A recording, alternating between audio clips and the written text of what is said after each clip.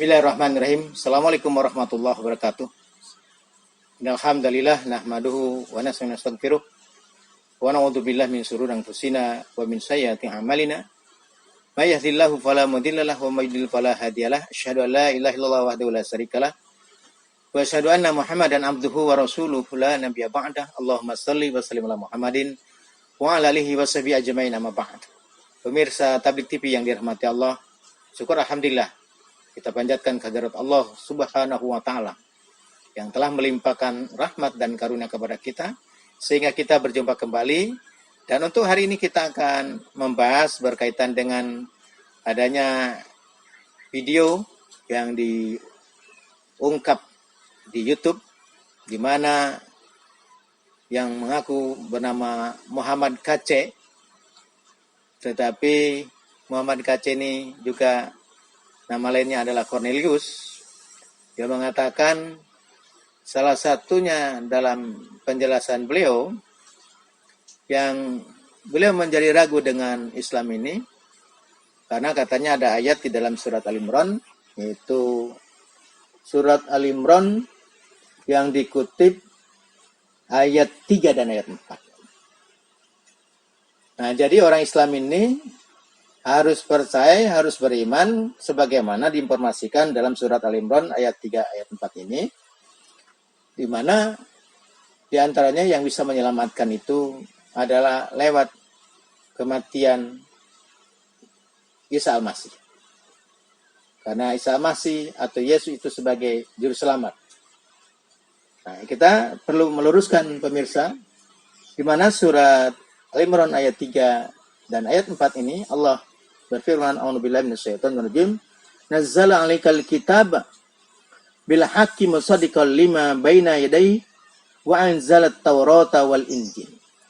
Jadi memang banyak di antara para murtadin, para penginjil ini sering mengutip ayat Quran, terutama di dalam Quran kata musaddiqal lima bain yadayhi. Musaddiq punya makna membenarkan, tapi yang dibenarkan dimaksud adalah membenarkan telah turun kitab sebelumnya. Maka dalam ayat ini dijelaskan dia, maksudnya Allah, menurunkan Alkitab. Maksudnya Alkitab sini yaitu Al-Quran kepadamu, kepada Nabi Muhammad. Jadi Allah memberitahukan bahwa Allah menurunkan Al-Quran kepada Nabi Muhammad dengan sebenarnya bahwa Quran ini sebagai kalam Allah, di mana Quran memberitahukan, membenarkan kitab yang telah diturunkan sebelumnya. Jadi Quran itu memberitahukan bahwa sebelum Quran ini telah turun kitab-kitab sebelumnya. Di antaranya juga dijelaskan menurunkan Taurat dan Injil sebelum Al-Quran.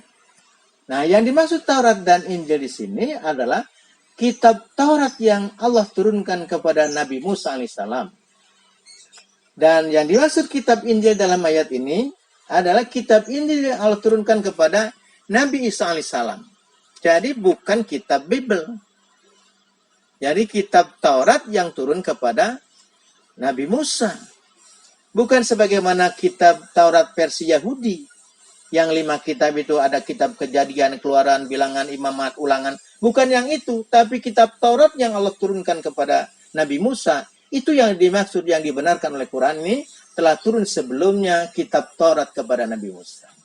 Karena kalau pemirsa lihat, kitab Taurat yang dimaksud oleh orang Yahudi sekarang ini, yang ada 5 kitab ini, di antaranya menjelaskan tentang Lut berzina dengan kedua putri kandungnya sampai punya anak. Mustahil bahwa kitab Taurat menceritakan Lut berzina dengan kedua putri kandungnya.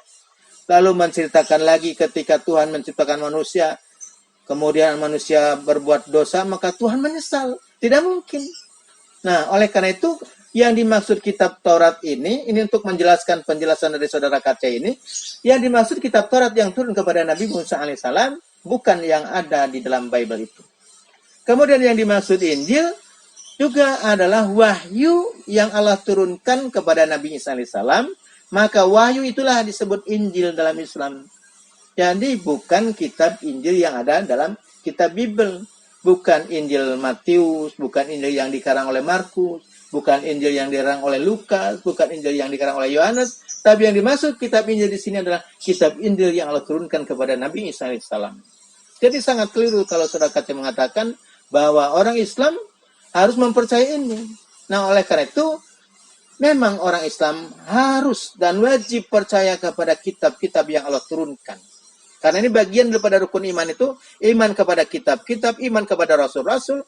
Maka kitab-kitab yang wajib diimani oleh kaum muslimin, antara lain kitab Taurat yang turun kepada Nabi Musa, kitab Injil yang turun kepada Nabi Isa, dan kitab Zabur yang diturunkan oleh Allah kepada Nabi Daud, dan kitab Al-Quran tentu yang diturunkan oleh Allah kepada Rasulullah SAW. Dan itu semua wajib diimani oleh seluruh kaum muslimin. Sehingga orang Islam kalau tidak percaya kitab Taurat yang turun kepada Nabi Musa, maka gugur keislamannya. Kalau ada orang Islam tidak percaya kitab Injil yang Allah turunkan kepada Nabi Isa, maka gugur keislamannya. Jadi jelas sekali dalam Islam itu bahwa itu memang wajib kita imani, tapi yang dimaksud bukan yang ada dalam kitab Bible, yang ada dalam kitab Yahudi sekarang ini. Pemirsa yang dirahmati Allah, kemudian yang berikutnya, kaitan dengan wajibnya mengimani Nabi Isa, memang kita wajib percaya Isa sebagai Nabi. Tapi Quran menolak Isa sebagai Tuhan dan menolak Isa sebagai putra Tuhan. Maka bagi umat Islam yang tidak percaya Isa sebagai Nabi, sebagai Rasul, maka gugur keislamannya. Maka orang Islam beriman kepada Nabi Musa, beriman kepada Nabi Isa, dan juga beriman kepada Rasulullah SAW. Sementara orang Yahudi beriman kepada Nabi Musa, menolak Isa Al-Masih, menuduh sebagai anak zina, dan menolak Rasul Muhammad. Sementara kaum Nasara menerima Musa, menerima Isa, dan menolak Rasulullah SAW. Tapi kaum muslimin kita tidak membedakan di antara para nabi, tapi Nabi Muhammad diutus oleh Allah untuk seluruh umat manusia.